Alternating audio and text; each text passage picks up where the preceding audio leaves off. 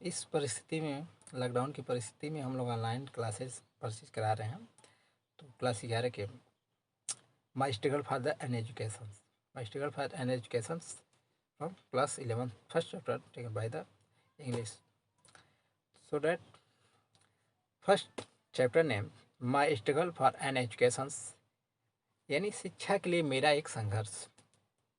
The writers were the poor American writers. He the negative voice is the poor as the boy in the hard work in the coal mines and the affected wards and their livelihoods. He the strong behavior the urgent in the thoughts who this that the schools were saying no only he the my work is the best works than the others. हम बात करते हैं, पाठ का परिचय आपसे कराते हैं कि जो कहानी ये लिखे हैं ये अमेरिका के एक नेग्रो बॉयज़ के क्या है, गरीब लेखक हैं जिनका नाम है ब्रोकर टी वाशिंगटन, जो बहुत ही गरीब है। वो जब उनका बचपना था, चाइल्डहुड से जब उनका बचपना था, तो कोल माइन में, कोयले की खदान में काम करते थे।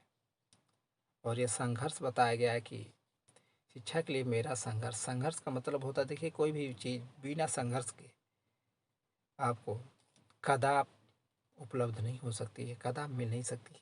तो ये बात बताते हैं कि जब वे कोयले की खदान में काम कर रहे थे, छोटे से बाल्यावस्था था, तो बाल्यावस्था में जब काम कर रहे थे तो कोयले की खदान में जब जाते थे तो पूरा उनका शरीर, होल बॉडी बीइंग ब्लैक्स, यानी पूरी बॉडी उनकी काली हो जाती थी।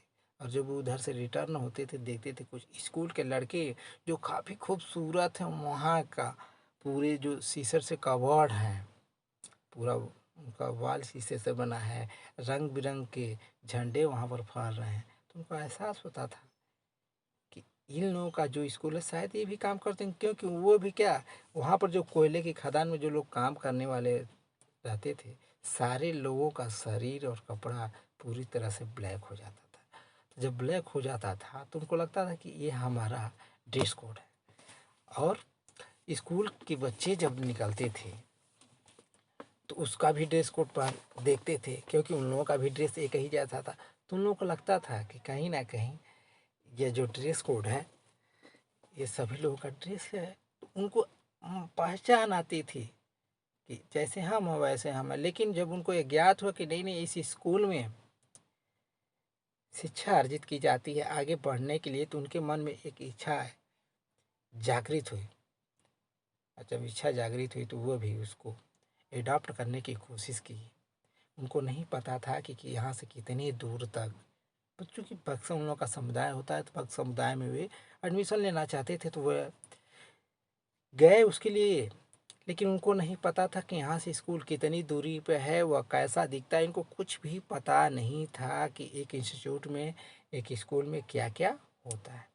इस फलस्वरूप वे जाते हैं और उस स्थान का नाम हैम्पटन है। हैम्पटन में जाते हैं और हैम्पटन में जाने के बाद वे एडमिशन लेते हैं और वहाँ पर अनेक कष्ट, इसमें अपने कष्टों का विवरण दिए हैं कि किस तरह से कष्टों को, परेशानियों को सह करके उसके बाद से उन्होंने शिक्षा को अर्जित किया है। तो ये कहे हैं कि शिक्षा के लिए मेरा संघर्ष, इस चैप्टर का नाम ही है कि शिक्षा के लिए मेरा एक संघर्ष, यानी बिना संघर्ष का कुछ भी आपको मिल नहीं सकता है। अतः वे हैम्पटन में गए और उसके बाद उन्होंने स्कूल में एडमिशन कराया, आई में दाखिला लिया। तीसरी चैप्टर को हम लोग पढ़ेंगे। तो डेट्स ऑल, इसके बारे में हम लोग विस्तार से पढ़ेंगे। लेकिन ये आपको एक परिचय बता देते हैं कि ये पूरी कहानी जो दी गई है, परेशानियों को सहते हुए उसके अगेंस्ट उन्होंने शिक्षा को अर्जित किया। और समाज में क्या है, कुछ भी परेशानी पड़ती है तो लोग समझते हैं कि परेशानी के रहते हुए शिक्षा को ग्रहण नहीं किया जा सकता है। लेकिन आपके सामने उदाहरण भी है कि परेशानी को सहते हुए भी हम सर्वोच्च स्थान पर रह सकते हैं।